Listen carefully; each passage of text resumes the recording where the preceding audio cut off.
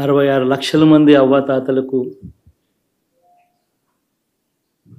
వితంతులకు, వికలాంగులకు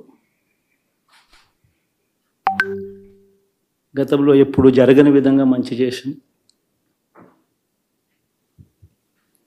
వారి కష్టాల్లో తోడుగా ఉంటూ వారి కష్టాన్ని అర్థం చేసుకుంటూ వారి ఇంటికే పంపించే వ్యవస్థను సైతం తీసుకొస్తూ గతంలో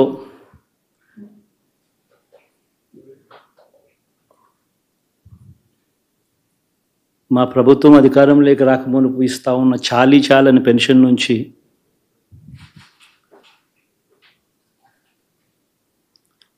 ఎంతో మంచి చేస్తూ అడుగులు వేసినా కూడా ఆ అవ్వాతాతలు చూపిన ఆప్యాయత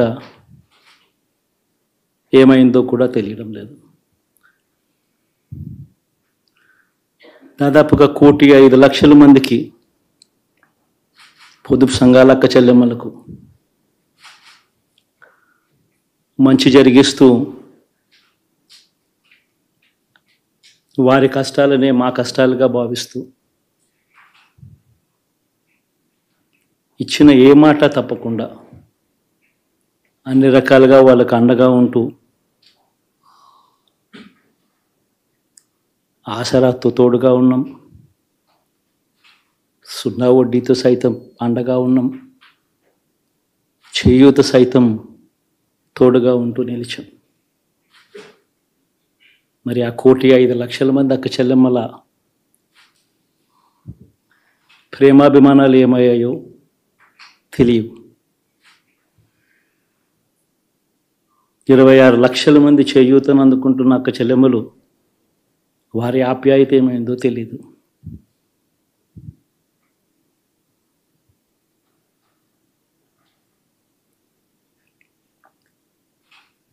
పిల్లల చదువుల కోసం ఏ తల్లి ఏ తండ్రి ఇబ్బంది పడకూడదు అని మొట్టమొదటిసారిగా పూర్తి ఫీజులు ఇస్తూ తీసుకొచ్చి అందగా నిలిచాం. చదువుల్లో ఎప్పుడూ చూడని మార్పులు తీసుకొచ్చాం. దాదాపుగా 12 లక్షల మందికి సంవత్సరానికి మంచి జరిగిస్తూ ఆ పిల్లలు ఆ తల్లుల అభిమానం ఏమైందో కూడా తెలియదు.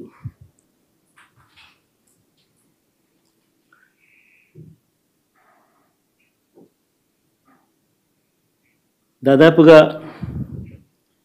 54 లక్షల మంది రైతన్నలకు గతంలో ఎప్పుడూ చూడని విధంగా జరగని విధంగా పెట్టుబడికి సహాయంగా అందించే కార్యక్రమం మొట్టమొదటిగా జరిగింది మన ప్రభుత్వం వచ్చాకే.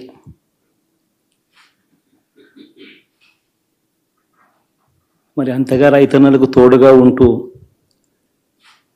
రైతన్నలకు రైతు భరోసా ఇవ్వడం కానీ,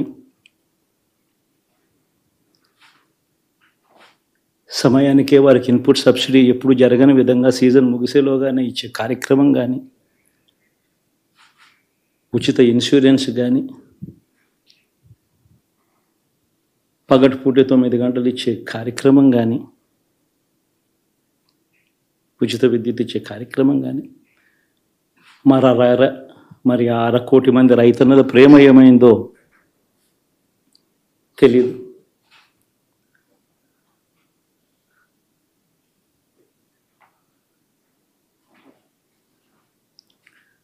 మరి ఇన్ని కోట్ల మందికి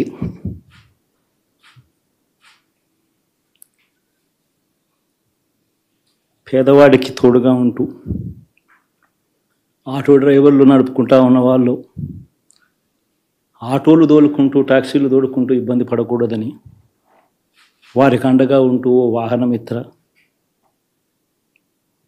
నేతన్నలకు అండగా ఉంటూ ఓ నేతన్న నేస్తం, మత్స్యకారులకు తోడుగా ఉంటూ మత్స్యకార భరోసా, ఫుట్పాత్ మీద చిన్న చిన్న ఇడ్లీ షాపులు పెట్టుకొని నడుపుకుంటూ, చిన్న చిన్న బంకులు పెట్టుకొని నడుపుకుంటూ, చిన్న చిన్న వ్యాపారాలు చేసుకుంటా ఉన్న వీళ్లకు నా అక్క చెల్లెమ్మలకు, నా అన్నదమ్ములకు మంచి జరగాలని ఆరాటపడుతూ వాళ్ళకు ఒక తోడు, నా రజకులకు, నా నాయి బ్రాహ్మణులకు, నా టైలర్లకు అని అండగా ఉంటూ వారికి ఒక చేదోడు. మరి ఇన్ని లక్షల మందికి ఇంత మంచి చేసి ఇన్ని కోట్ల మందికి, లక్షలు కూడా కాదు, కోట్ల మందికి మంచి జరిగించి, ఎప్పుడు జరగని విధంగా మేనిఫెస్టో అంటే ఒక చెత్తబుట్టలో పడేసే డాక్యుమెంట్ కాదు. ఒక మేనిఫెస్టో అంటే ఒక బైబిల్ అని, ఒక ఖురాన్ అని, ఒక భగవద్గీత అని మొట్టమొదటి రోజు నుంచి కూడా భావిస్తూ ఏకంగా 99% వాగ్దానాలు అమలు చేసి అద్భుతమైన విజయం సాధించినందుకు మీ అందరికీ హృదయపూర్వక ధన్యవాదాలు అండ్ కంగ్రాచులేషన్స్. రియల్లీ అంటే 100% విజయం సాధించడం అనేది అన్హర్డ్. నేను ఇది ఎక్కడ వినలేదు, ఎక్కడ వినలేదు. అంటే ఈవెన్ వరల్డ్లో ఎక్కడైనా జరిగిందో లేదో నాకు తెలియదు, కానీ ఇండియాలో మాత్రం ఎప్పుడు జరగలేదు. అందులో ఇంత 21 is a big number. 21 to 21 కొట్టడం అంటే ఇంత ఎఫర్ట్ వెనకాల 17 సంవత్సరాల శ్రమ దాని వెనకాల ఉంది. అది మన ప్రెసిడెంట్ పవన్ కళ్యాణ్ గారి శ్రమ. ఇంత విజయం మనందరం సాధించామంటే ఆయన 17 సంవత్సరాలు ఎంత మెంటల్గాను శారీరకంగాను ఎన్నో వ్యయ ప్రయాసాలు కోర్చి ఇలాగా అందరినీ ఒక విజయ పదంలో తీసుకొచ్చారంటే is an amazing personality, amazing person.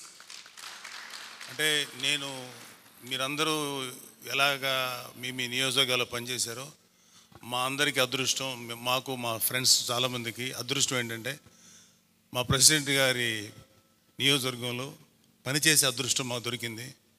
Ground లెవెల్లో మన జనసేనని అభిమానించేవాళ్ళు, కార్యకర్తలు, వీర మహిళలు, జన సైనికులు, నాయకులు వాళ్ళు ఎంత ప్రేమ చూపించారంటే నేను ఆ పిఠాపురం 45 days అనేది ఒక ఎన్రిచింగ్ ఎక్స్పీరియన్స్ నా జీవితంలో. చాలా నేర్చుకున్నాను, చాలా బాధ్యత కూడా తెలిసింది నాకు. అంటే ఇంతమంది ఒక్క వ్యక్తి వెనకాల నిలబడి చేశారు. మీరు ఎవరు తప్పుగా అనుకోనంటే ఒకటే ఒక మాట, ఈసారి ఈ ఎలక్షన్స్ మీరందరూ ఎంత శ్రమ పడ్డారు, వెరీ గుడ్. కానీ ఈ ఎలక్షన్ నడిపింది ఇద్దరు. ఒకళ్ళు మన ప్రెసిడెంట్ పవన్ కళ్యాణ్ గారు, మిగిలింది సామాన్యమైనటువంటి జన సైనికులు. వీళ్ళు నడిపారు. ఎందుకంటే కళ్ళారా చూసే నేను అక్కడ. అసలు ఎవరు నాయకులు అనేవాళ్ళు లేరు అక్కడ. నాయకుల నుంచి ఎవరు పట్టించుకోలేదు. ప్రతి వాళ్ళు ఎర్ర కండువా వేసుకోవటం చాలా అద్భుతంగా, అంటే ఎంత ప్రేమగా ఆహ్వానించేవాళ్ళు అంటే ఆఖరికి 11 years కిడ్ వాలంటీరింగ్ చేసి అందరికీ మజ్జిగ పంచుతున్నాడు. మా స్నేహితుడు అజయ్ గారు వెళ్ళి సార్ తాగండి సార్ మజ్జిగ చల్లగా ఉంటుంది. సరే తాగిన తర్వాత ఊరికి అడిగాడు, బాబు ఎవరికేమంటావు ఓటు అని. గ్లాస్కి ఏంటి సార్, గ్లాస్కి ఏంటి. 11 సంవత్సరాల కుర్రాడు వాడు. రేపు పొద్దున్న పెద్ద అయితే 29లో వాడు ఓటర్ అవుతాడు, అంటే ఒక యువకుడు అవుతాడు. అంటే అంత పెనిట్రేట్ అయ్యింది పిల్లల్లో, పెద్దల్లో. అంటే ఆయన్ని అఫ్కోర్స్ మన ప్రెసిడెంట్ గారికి మేము ఇంత చేయాలి అని మాకు ఆలోచించే లోపుగా దానికి 100 రెట్లు ఆయన వెనకాల ప్లాన్ ఉంటుంది బ్రెయిన్లో. అందుకని మేమేం చెప్పం ఇంత చేయాలని. ఎంతో నమ్మకం పెట్టుకున్నారు మన మీద. అలాగే మీ నియోజకవర్గాల్లో, అలాగే ఎంపీ స్థాయిని కాన్స్టిట్యుయెన్సీస్లో మీ మీద ఎంతో నమ్మకం పెట్టుకున్నారు. 21 మంది ప్లస్ 2 ఎంపీలు. మీరు నథింగ్ బట్ పవన్ కళ్యాణ్ గారి యొక్క ప్రతినిధులు. అంటే మీలో పవన్ కళ్యాణ్ గారిని చూసుకుంటారు. సో మీలో అంటే ఇంతకు ముందు జరిగిపోయిన ప్రభుత్వం మీద మనం విమర్శించాల్సిన అవసరం లేదు. అందుకనే కాబట్టి మనల్ని ఎన్నుకున్నారు. కాబట్టి మీరు ఒక బాధ్యతాయుతంగా అద్భుతమైన సర్వీస్ చేస్తే ఇవాళ మీ 21 మంది ప్లస్ 2 ఎంపీలు ఈ పార్టీని రేపొద్దున 29లో అంటే దాదాపు అన్ని సీట్స్లోనూ పోటీ చేయగలిగే సత్తా తీసుకురావడానికి మీ మీద బాధ్యత ఉంది. ప్రెసిడెంట్ గారు చెప్పింది ఏంటంటే, ఒకసారి ఆయన నేను చేయాల్సింది చేశానన్న తర్వాత మాకు కొన్ని బాధ్యతలు అప్పగించినప్పుడు మేమే ఒక్కరోజు కూడా ప్రెసిడెంట్గా డిస్టర్బ్ చేయాలి. కారణం ఏంటంటే ఇంత చేసిన తర్వాత కూడా సార్ ఇక్కడ ఈ ప్రాబ్లం ఉందండి అని చెప్పడం అంత పనికి మాత్రం లేదు. మేము ఎప్పుడు అని ఒక మాట చెప్పాల, మేము చేసుకుంటూ వెళ్ళాం. మాకు అందరూ బ్రహ్మాండంగా సహకరించారు. పిఠాపురం అనేది ఒక్కటే చెప్పట్లేదు, పిఠాపురం లాంటి ఎక్స్పీరియన్స్ ప్రతి వాళ్ళకి ఉంటుంది. నేను ఏం చెప్పినా మీ అందరికీ అది అర్థమవుతుంది, మీ ఊర్లో కూడా అలాగే జరిగి ఉంటుందని.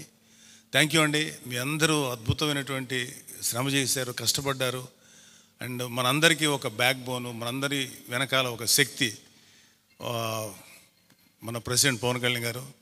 Hats out to our president and Janasena కార్యకర్తలు. Thank you.